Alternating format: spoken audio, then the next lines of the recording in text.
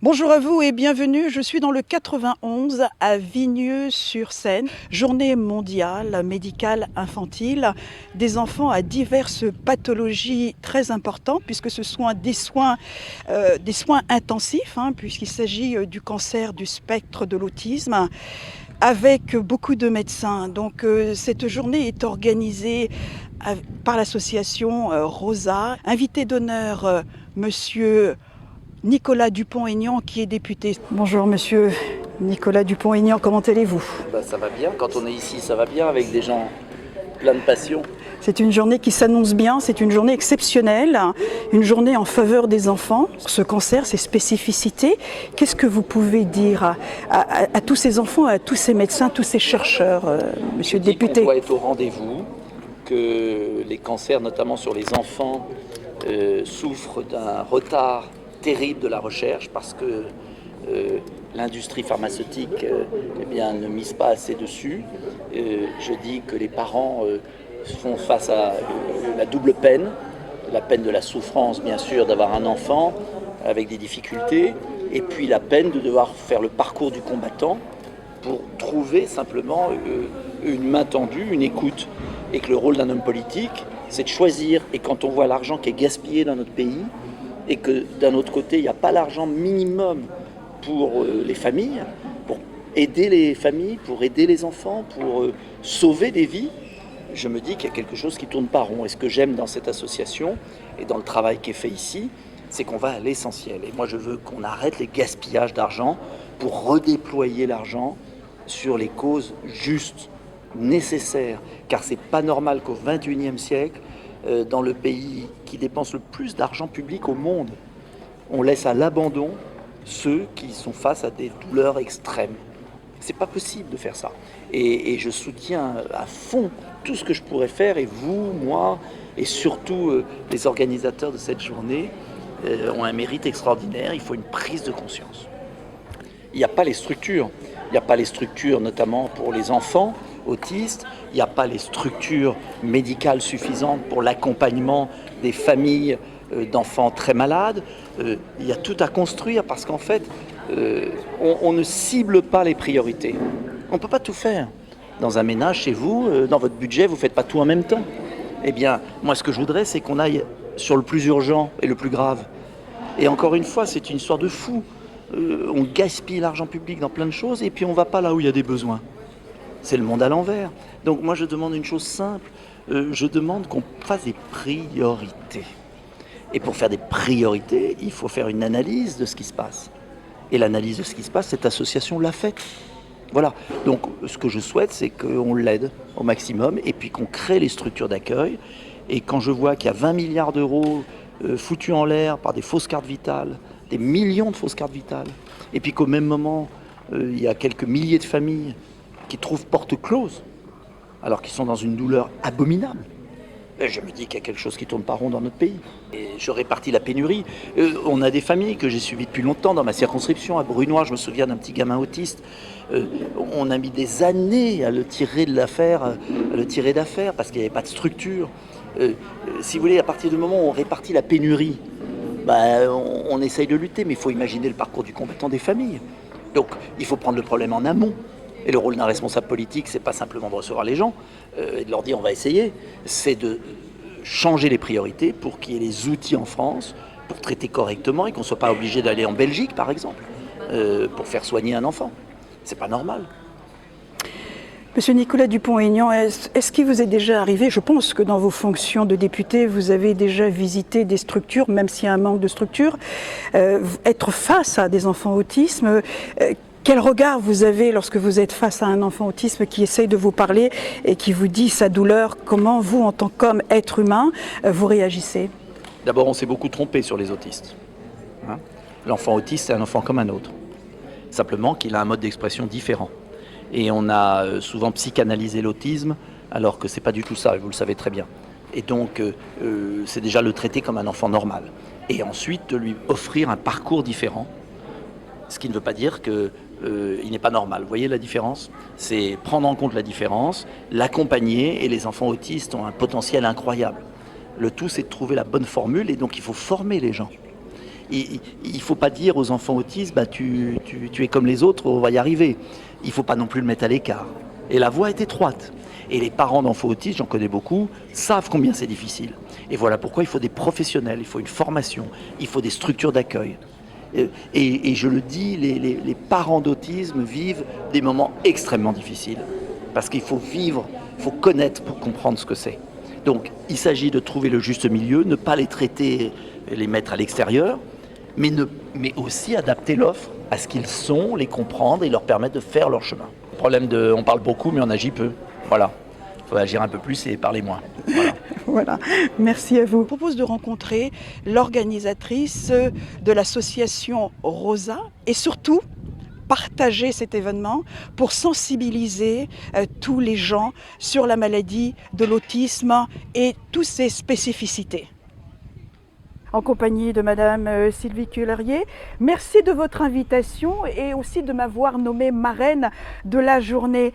Alors pouvez-vous nous présenter, Sylvie, l'association Rosa IMCOL, s'il vous plaît, en quelques mots? Tout à fait. Donc l'association est définie par les multiples facteurs des enfants atteints du spectre de l'autisme, d'un cancer et d'un handicap, pour promouvoir plusieurs hôpitaux situés sur la France, sur l'Europe et hors Europe, avec beaucoup de partenariats à ce jour et aujourd'hui. Alors, quelles sont les personnes qui adhèrent à l'association et leurs fonctions? Vous êtes combien? Voilà. Alors, nous sommes 4 sur les hauteurs au niveau départemental, territorial, donc au niveau de l'Essonne par rapport à monsieur le préfet. Et nous sommes 53 en sous-bassement, que ce soit le monde de la mode, que ce soit le monde du photographe ou le monde artistique, au niveau des artistes donc du globe également, qui se sont monopolisés aujourd'hui. L'invité d'honneur est monsieur Nicolas Dupont-Aignan, député. Tout à fait. Pouvez-vous nous en dire un peu plus sur votre choix? Alors, mon choix a été un facteur très important puisque c'est notre député de l'Essonne.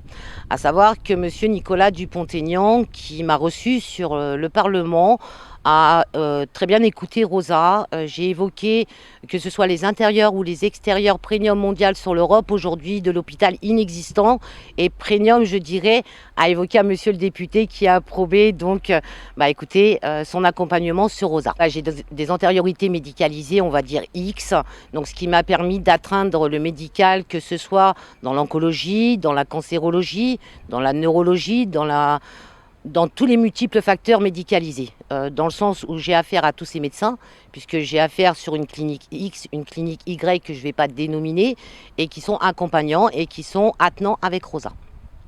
Très bien. Alors vous allez nous présenter le programme de la journée, les artistes invités, surtout pour ce grand concert. Juste le concert?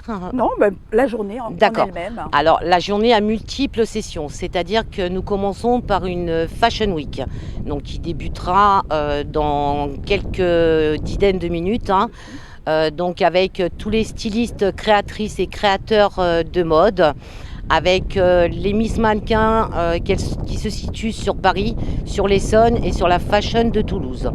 La Fashion Week se terminera à 15h30 avec un artiste qui évoquera une allocution et mon artiste Erso qui va compléter la Fashion Week par son allocution artistique accompagnant donc pour cet instant T-là. Sur le deuxième temps, entre 16h et 18h, nous avons un très grand gala avec beaucoup de participants médicalisés dans la globalité, on va dire, et notre député qui va passer pour faire une allocution d'accompagnement sur Rosa, ainsi que monsieur le curé de Vigneux-sur-Seine, avec quelques élus et avec peut-être quelques maires qui ont été conviés par carton via Contact Rosa. Donc le concert débutera à partir de 19h15. Tous les riverains atteindront la salle à partir de 18h30. Donc il y aura 2 sessions, une session famille-enfant et une session adultes et ados sur un autre filage. Il y aura 4 hôtesses à l'accueil pour les réceptionner aussi tous les Vigneusiens et tous les accompagnants sur le concert. Nous débutons à 19h15 sur les platines avec les 3 DJ présents et ils sont toutes et tous venus bénévolement pour Rosa, tout le globe, tous les artistes de multiples secteurs, que ce soit le 91, que ce soit le 75, que ce soit Limoges, que ce soit Bordeaux, ils sont tous venus à bon escient pour les enfants. Donc nous avons en tout et pour tout 19 artistes et nous avons également 4 jeunes artistes débutants, on va dire débutants mais pour moi à perfectionnistes puisqu'ils sont quand même actifs et réactifs au niveau de leur musical et de leur allocution musicalisée. Et c'est Vigneux en force. Donc c'est la jeunesse qui arrive accompagnant les anciens. Nous avons un ancien artiste aussi qui s'appelle et qui se dénomine Monsieur l'Animal Triple X, donc qui arrive de Paris avec Freddy, avec Erso. Il y a beaucoup de personnes avec des agencies. Nous avons Monsieur D. de Bléa, nous avons Fouzin. Il y en a beaucoup. Hein. Donc nous avons... faut que... bon, il y en a pas mal, en fin de compte. Il y a ça, nous avons D2, nous avons KBR, nous avons F2H. Ils ont tous leur dénomination artistique. Donc c'est vrai, ils seront évoqués de toute façon sur scène par présentation, avec un présentateur qui se déplace de Bordeaux aussi tout à l'heure.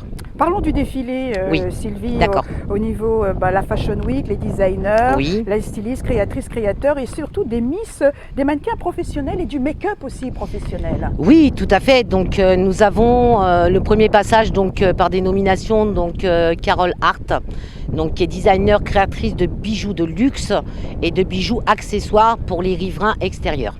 C'est-à-dire qu'il y a le monde en richissimité et le monde simplifié comme nous. Donc nous avons accès pour l'achat de ces bijoux. Donc elle représente donc le globe, la France, les enfants et son pays aussi, où elle sera dénominée sur scène. Ensuite, nous avons Adina Smecht. Donc Adina Smecht a des particularités, elle les évoquera aussi sur scène, elle est présente également. Nous avons Nathalie, donc, qui est créatrice de mode de robes de soirée. Donc elle passera aussi, elle fera sa dénomination sur scène. Et nous avons aussi quelqu'un qui est arrivé en dernier, je dirais non, puisque c'est Rosa qui représente ses sweatshirts avec les enfants. Donc mon partenaire c'est l'Espagne, donc je suis descendue là-bas et ils ont fabriqué mes sweatshirts. Donc ils présenteront tous les sweatshirts de Rosa. J'ai du parenté aussi qui va parler avec des enfants de multiples facteurs, que ce soit de prise en charge par rapport à la hache, le problématique de la passation entre la prise en charge médicalisée, la prise en charge médicale complètement, la passation sur les écoles multiples, par rapport à la pédagogie, à la psychologie, l'accompagnement parenté également, les difficultés de la prise en charge, tout ça sera évoqué et les questions, on fera passer un micro sur le public. Pouvez-vous nous dire combien d'événements vous organisez dans l'année et quels sont les thèmes que vous proposez? Parce que j'imagine qu'on n'est pas à la première, première journée, mais ce n'est pas la première édition. Oui, alors il faut savoir que j'ai effectué, comme Jean-Luc est au courant, hein, qui est de l'autre côté, j'ai effectué une grande Fashion Week premium pour Rosa sur le Palais des Congrès avant le confinement et les restrictions sanitaires, où de là j'ai eu les États-Unis, j'ai eu la Grande-Bretagne avec des députés, des parlementaires qui étaient présents pour les lancements de Rosa sur les multiples facteurs de position par rapport aux hôpitaux. À savoir que j'ai le Congo-Brazza qui est avec moi, où on est en train de sortir les fondations, on est en train de voir les supports de terre parce que vous savez que c'est fragilisé. C'est un hôpital qui fait quand même 1000 mètres carrés, donc en support très lourd. Donc avec notre architecte et l'architecte de là-bas, ils sont en train de forer et de là j'aurai des retours d'ici une quinzaine de jours. Excellent, excellent. La fête s'ouvre aussi. Oui, tout à fait. Alors Sylvie, pour terminer cet entretien, les personnes que vous souhaitez remercier pour cette journée mode solitaire et recherche médicale, et le lien de l'association pour les nouveaux adhérents. Alors le lien de l'association, il est simple à trouver, ils vont sur Google. Nous sommes premier mondial sur l'Essonne aujourd'hui, à savoir par rapport donc au site hospitalier. J'ai beaucoup d'appels phoniques aussi pour des partenariats. J'ai surtout des candidatures parce qu'on va promouvoir quand même 350 embauches, à avoir plus par rapport aux extérieurs, puisque je raccorde les ESAT aussi. Donc ça va être dit sur le gala tout à l'heure. Et les personnes que vous souhaitez remercier, qui vous ont fait confiance de nouveau pour cette belle journée? Alors moi, je remercie déjà vraiment tous les partenaires, que ce soit des réseaux sociaux, que ce soit tous les interlocuteurs qui sont à côté de moi, auprès de moi, comme Simon, comme Laurent, comme Jean-Michel, comme Guy Landry, tous les artistes qui m'ont fait confiance, qui me font confiance, parce qu'ils ne sont pas là que pour chanter. On est là aussi pour les lancer et les élancer. Donc on ne fait pas de profit direct et tout le monde se raccorde. Il faut savoir que sur le /http Rosa, il y a un questionnaire pour atteindre Rosa, ce qu'ils veulent effectuer, ce qu'ils pourraient effectuer et ce qu'ils veulent mettre en application. De là, on a l'écoute, je passe en visio-patronat avec les 5 personnes de la hauteur et on approbe. De là, ils signent un contrat, ils reçoivent le contrat et de là, ils sont action au niveau de Rosa, ils prennent des décisions. La grande décision, ça passe par moi ou par le secrétaire général ou par mon bras droit qui est Valérie et de là, on approbe.